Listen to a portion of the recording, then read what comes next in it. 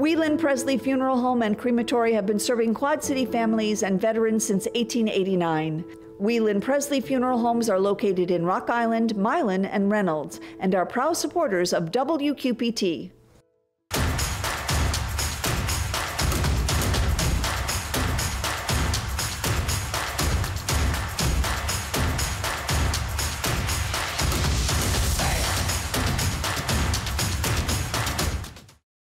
Alternatives is a proud supporter of WQPT and has been serving our community for 40 years. Alternatives provides professional guidance to maintain independence and quality of life for older adults and adults with disabilities. A city ready to rock. We talk about the future with the mayor of Rock Island on The Cities.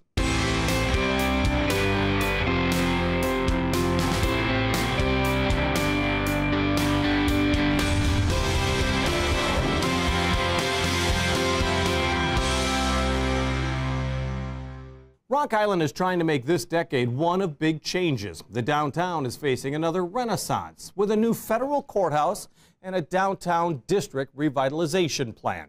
Investments in the public library and a new YWCA facility and almost 90 business expansions throughout the city last year alone. The mayor of the city says the state of Rock Island is good. We talked with Mayor Mike Tomes about the city's outlook for 2023.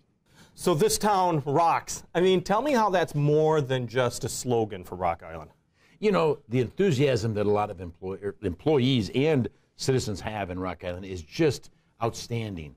You know, I've got 25 boards and commissions, and we got volunteers, a boatload of volunteers in that, and it's amazing what all they do and give their time. The economic development things that have been happening here, especially of late, is just outstanding.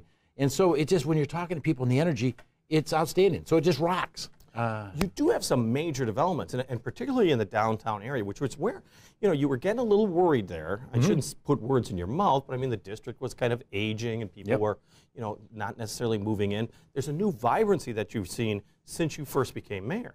That's exactly right. I mean, things that we've been working on for a long time, unfortunately, things don't happen as often and as fast as we want.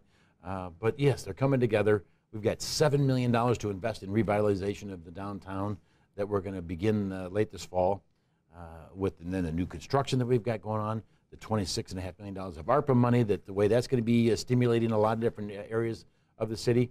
There's just a lot of great things coming together in the next 2 years. It's not going to happen once again tomorrow or even this year. It's going to take a couple of years. The next 2-3 years, you're going to see some major changes. Well, let's talk about the biggest one, of course, that you're seeing downtown is the new federal courthouse. The old federal courthouse, you know, was aging. It ended up being, you know, unsafe. What does it mean to have this, I think, $25 million structure in the heart of Rock Island? It means a lot.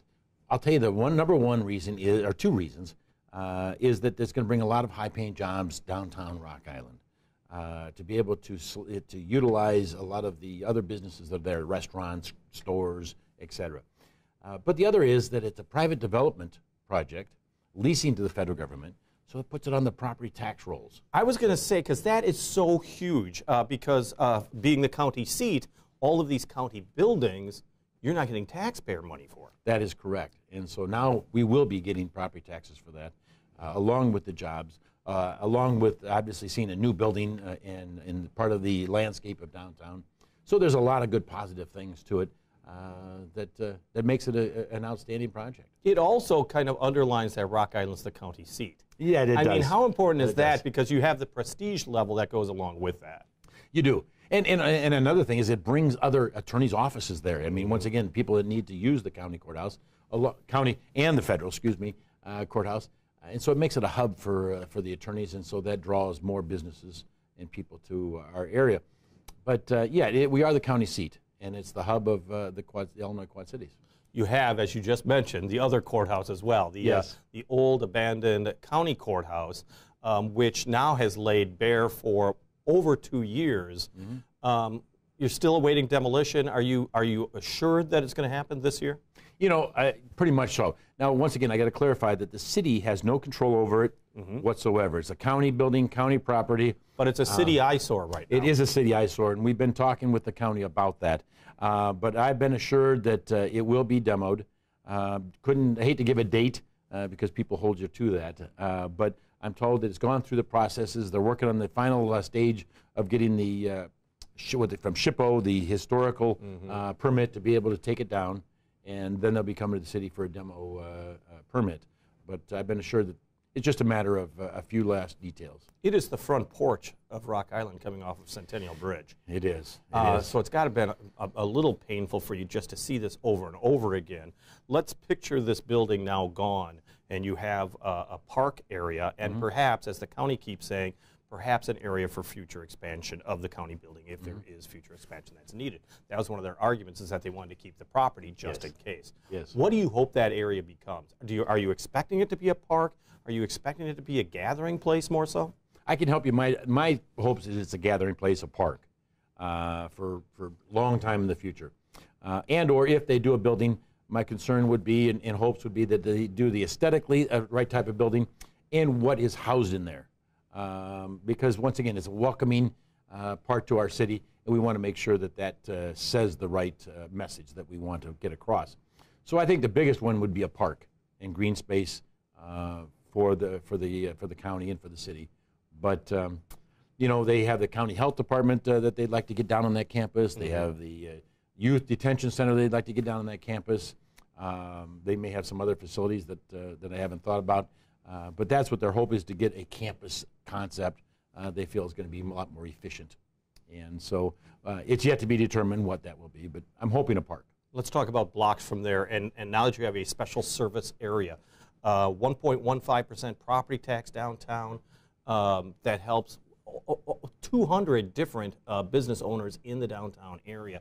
Explain to me the process that's going to be happening with this area and what it's going to do to change downtown.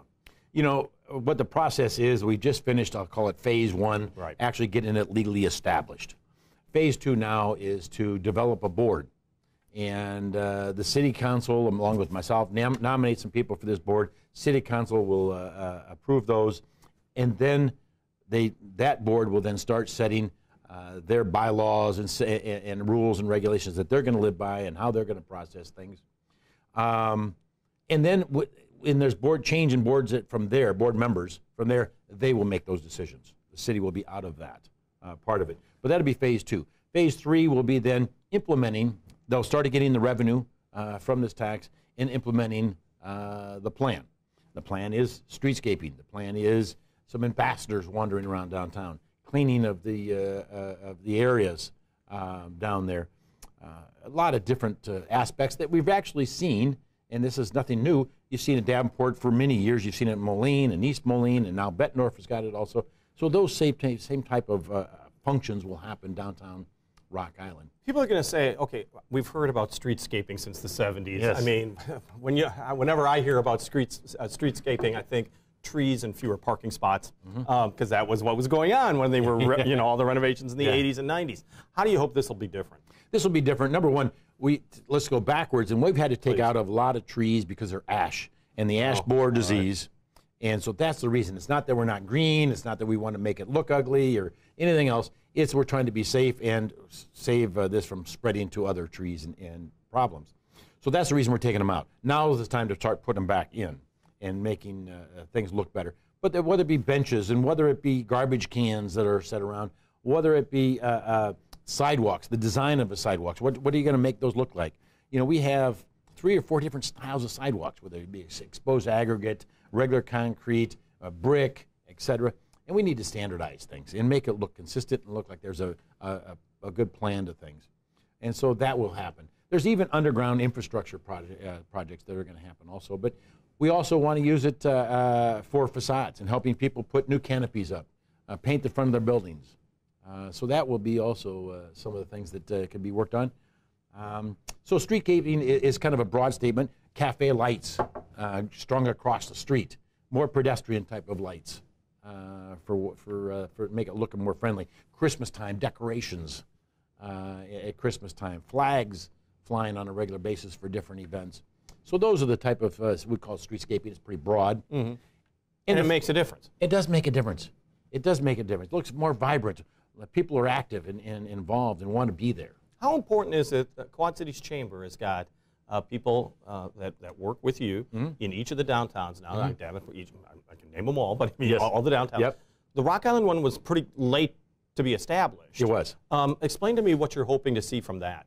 You know, once again, getting the stakeholders involved and putting this board together is the people that own buildings down there and or businesses down there, and getting them involved. But you need somebody to chair that, so to speak, and ramrod that, and have some consistency throughout the Quad Cities, even marketing events and different projects that are happening. And so the Chamber at this point has done a great job of having that role, playing that role. It also takes it out of the public's hands to a certain degree. Once again, people in some cases don't trust the public entities. And you have a changeover as elections happen and everything else. You change over city council, priorities change. I'm not saying they're all wrong, but they change. Where this will keep some consistency year after year with that area. And so the Chamber has done a good job of being able to manage that. You were talking about management, and let's talk about the budget, because Rock Island saw a budget surplus in 2022. You also saw, I think, $26.5 million in ARPA funding for 2022. That's one of the big reasons why states and cities are saying, oh, look, we did a really great job. How dependent were you on that in 2022? And obviously, what's going to happen in 2023 when that money starts to go away?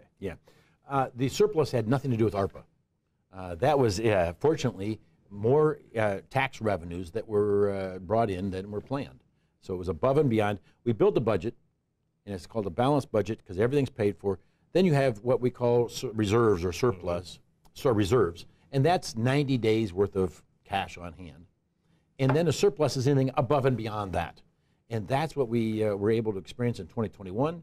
We experienced it again even greater in 2022 because businesses are thriving. Businesses are doing real well and paying more income tax, paying more sales tax, hiring more employees. And so we saw that extra revenue.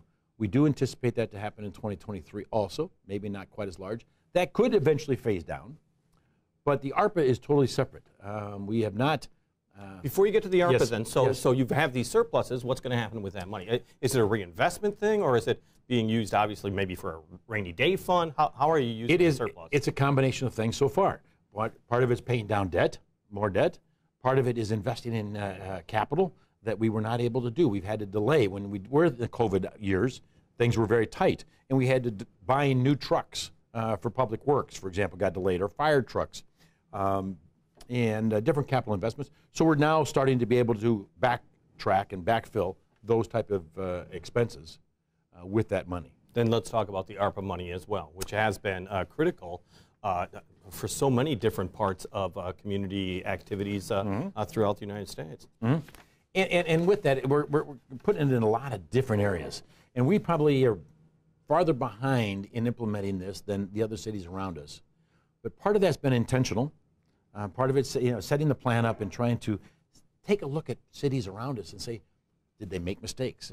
Maybe we didn't think of something, and they're saying, oh, that's an aha moment. We ought to look at investing in that sort of thing. So we are now working on implementing that as we go. And for example, we are looking at $1.5 million for water meters. Right now, our water meters are you have to go around to each household and read them. We're looking at an automated where it's automatically transmitted to City Hall. So now we can work on monthly billing versus quarterly. And it's not just to get the money in quicker, it's to make it easier on the households as far as their budgeting. So Rock Island is going to be committed to its water department. Oh, yes. Okay. Absolutely. Because that even goes into the arsenal, too. But we're not selling the water. Okay, because that we talked about a while back. Major contention, yeah. It was major contention. And we could go down that rabbit hole, too, and talk about the reasons why and looking at it. But, we're software. Believe it or not, the software system for around the city, whether it be finance, public works, et cetera, is quite outdated and not supported very well anymore. So we're going to spend $2.5 million on that and updating that to make it more customer-friendly. Punch the button, mobile apps type situation for the residents. So that's going to be used with ARPA money. $2.5 million downtown renovations is going to be there. We're putting another $250,000 into tourism. Another $250,000 into some nonprofit organizations. We're putting $750,000 into economic development and working for stimulus money to bring businesses down, help the existing ones expand. We used part of it to demo our parking ramp downtown and put a new parking lot there. So there's a number of different areas, road repairs. Now, once again, legally you can't use it for roads, but you can reimburse the city for lost revenue, then that money becomes unrestricted. Which was the point of the ARPA funds in the first place. That's correct. So we have $10 million of unrestricted that we can put some of that toward roads and some other issues that didn't meet the ARPA requirements. We're also going to put some money toward rehabilitating blighted homes, helping people get into homes. And so it's an array of different areas the ARPA money is going to, the $26.5 million. I want to talk about another area, and that is something that business owners, as you well know, also have to face, and that's the hiring of new employees. I know one of the things that Rock Island Police Department was looking at is retention bonuses and other ways that incentivize staying with the department or even coming to the department. What do you expect to have on the employment side, and how tough is it right now, even for a municipality, to find good employees? It's very hard for us to find good employees. We have a lot of good ones already, but there's no doubt we're short in several areas. And the law enforcement's been probably one of the worst and the toughest to find. When we used to have an opening, we'd get 200 applicants. Today we put it out, sometimes we get 10, 14, 20 applicants. And then they go through the testing and it gets whittled down from there. So it's been very difficult. So we did put out a $1,000 to the existing ones to stay, so they don't look at going to other places, other private entities versus public and everything else. $1,000 retention for all the existing officers that are there. We also have some monies for new hires. And we're also taking people that they're coming from another municipality, and so they don't lose their tenure, so to speak, some incentives to saying, okay, we'll pay that difference or make that difference up so you keep the seniority the same, or your pension plan doesn't get affected. So we're putting those in there to help attract people. We're also spending some time, more time and everything else, I'll say recruiting, going to the high schools and the colleges and talking about law enforcement and try to plant that seed for people to look at getting into that field. And that's where I wanted to go next, because, you know, I mean, there's been a real grassroots effort to make sure that the police department and the neighborhoods are working in lockstep and making the community safer. Are you pretty happy with strides that have gone there, and what more still has to be done? You know, I am happy with the way things have been going. Yeah. It can always get better, and we actually worked on it. Just formed a new commission, actually, the Police and Community Commission, and it's to work with the this group of people who are working on processes to get the police and law enforcement, not just police, but law enforcement and the community working stronger together. And they're just getting started. And so there's been nothing solid's come out, but they've talked about whether the police officers should go back to riding bikes in the neighborhood, getting involved in community activities in different neighborhoods, and that sort of thing. Then looking at policies and training policies, and sort of making recommendations to city council and the city manager. Sort of saying, hey, would you take a look at doing a little different before they even get hired, or as they get hired, spend some time in the community and understanding what goes on in the different neighborhoods. And also Rock Island is working with Davenport, you know, for this sadly, this cross-bridge crime that sometimes occurs in one city and then continues in another, vice versa. You're seeing that all the time. I mean, that's got to be very frustrating. Yeah. The bad guys don't know borders, and so you have to work together as a community. Davenport and Rock Island are working very close on a couple different projects right now, but the law enforcements are working also very good together, well together. Bettendorf, Davenport, Moline, East Moline, and have been for a long time in the counties. But yes, we just just implementing a new program that Davenport did several years ago, and got some funding through Family Resources, and working with the public and sort of identifying some of those either troublemakers or potential troublemakers, and sitting down with them and talking with them and sort of saying, you know, there's more than one path to go down here. And if you go down the right path, we'll help and work with you. We'll help you try to find a job, and we'll try to maybe work schooling and everything else. If you go down the wrong path, we know who you are, and we're not going to allow that to happen. And so we're working together with Family Resources, Davenport, and we're just now implementing this in the city of Rock Island. It's going to takes a little time to do this surveying of individuals and everything else, but I feel that it's a more proactive way of working with crime. We're also, real quick, the Davenport mayor, Moline mayor, and some our police chiefs went to Washington, D.C. and working with the state Senate And I don't know if you were going to touch that earlier, but we went out there and spent some time with the 4 senators. 2 senators on the Iowa side, 2 senators on the Illinois side, had a great conversation about asking for some specific needs and thoughts that we have. And all 4 of them and support it, endorse it, came out socially. We've had a number of conversations with their offices just even recently last week, trying to make, and it looks like that might come together, that we get some federal resources to be able to help out also. We'll be able to talk about that in future programs. Yes, we will. Our thanks to Rock Island Mayor Mike Tomes. Rock Island and all of the cities are moving into February with an agenda full of great ideas of things you can do. So here's Laura Adams, Out and About. This is Out and About for February 3rd through 10th. Don't let the cold temperatures keep you from all the fun at the Family Museum and the Bettendorf Winter Carnival on the 4th starting at 10. It's Black History Month. Check out the Artists of African Descent exhibit at Quad City Arts in Rock Island. It's time for chili at Hand in Hand's 14th Annual Chili Cook-Off on the 4th at the Mississippi Valley Fairgrounds, and the RWK Foundation's Chili Cook-Off the 4th at Kavanaugh's Hilltop in Rock Island from noon to 4. The QCCA Expo Center is the place for Brewed Live, with over 35 vendors to sample on the 4th from 1 to 4. Tickets for designated drivers are available. On stage, Broken Box Mime Theater performs at the DeWitt Community Library the 7th at 6. Circa 21's production of We Will Rock You continues to thrill with the music of Queen. The Black Box Theater in downtown Moline continues their run of Lauren Gunderson's dramedy Natural Shocks through February 11th. Comedy Sports Quad Cities perform each Friday and Saturday at the Spotlight Studio. The Nightcaps Improv Comedy Troupe present Shots and Giggles at the Speakeasy on the 4th at 8.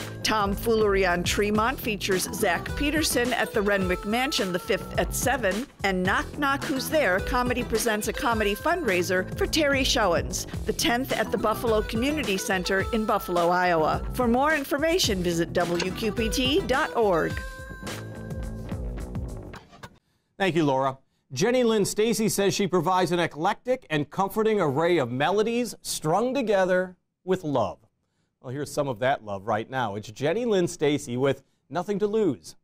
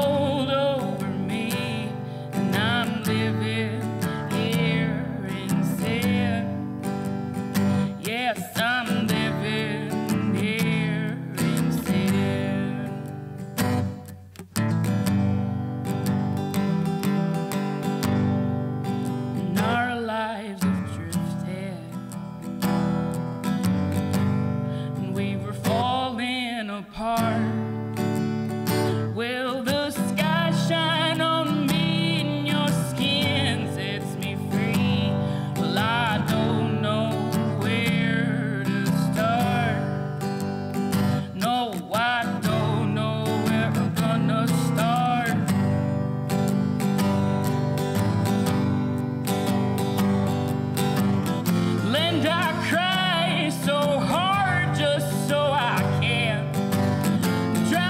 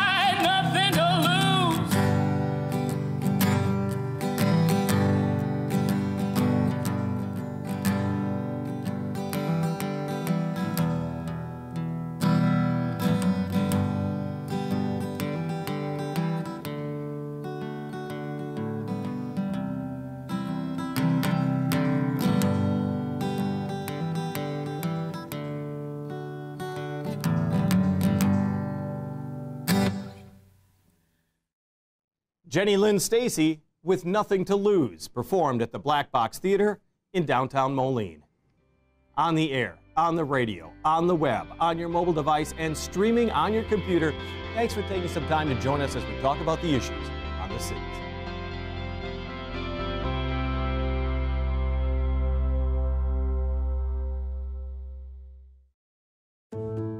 Whelan Presley Funeral Home and Crematory have been serving Quad City families and veterans since 1889. Whelan Presley Funeral Homes are located in Rock Island, Milan, and Reynolds, and are proud supporters of WQPT.